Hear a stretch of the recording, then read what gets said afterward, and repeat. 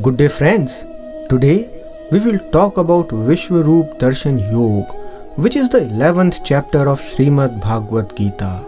Here we will learn about the incarnation of Lord Krishna. In the earlier chapters, Krishna said that he is omnipresent, that is, he is present in all things and all beings. This 11th chapter is important as Lord Krishna reveals his divine form to show that everything exists in him.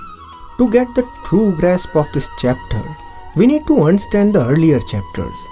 Earlier chapters were all about Smriti, but this chapter moves ahead to Drishti, that is getting visuals, because only then can we move towards Simran, which is remembrance of the Supreme Lord. This chapter helps us revisit faith and understanding. Narayan is another name of Lord Krishna. Narayan is a word that spreads positivity, removes negativity, and creates urja, which means energy. This word removes all the negativity from our lives. What is the reason of sadness? Why do we suffer from grief? The answer to this question is increase your knowledge. As knowledge expands, negativity goes away. And Arjun also agrees to all this.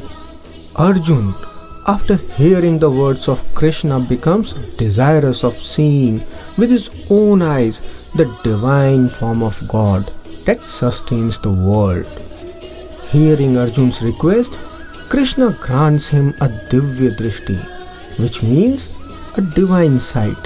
Here, Arjun is addressed as Bharatvanshi. Bha means knowledge.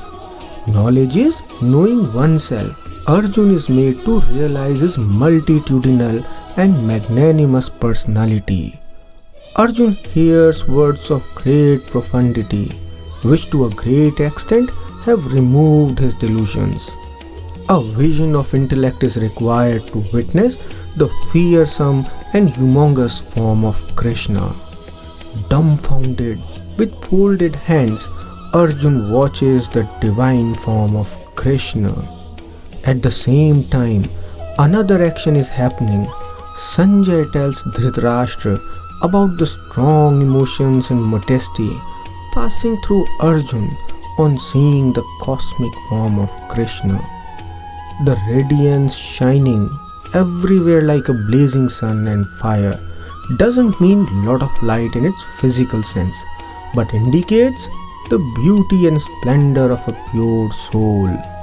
Krishna puts focus on reciting Om, as it helps us concentrate on God. Consciousness is the light through which we see our own thoughts and emotions. It is the light which illumines for us various objects and sounds. Krishna, who himself is infinitely awareness, is described as resplendent light, which is immeasurable. Arjun becomes Sthirpragya after witnessing the Chaturbhuj form of Krishna. Just as the rivers flow into the ocean, so do the moths fly into the fire.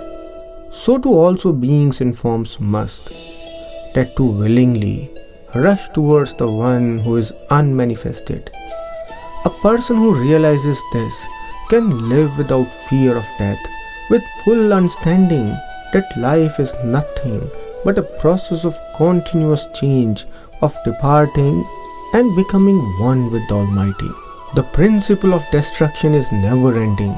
Krishna says that whatever be the strength of the negative forces, they have already been destroyed by the all-powerful time, which is nothing but an entity of Krishna, who is Parameshwar, and Arjun has only to act as an instrument to their destruction.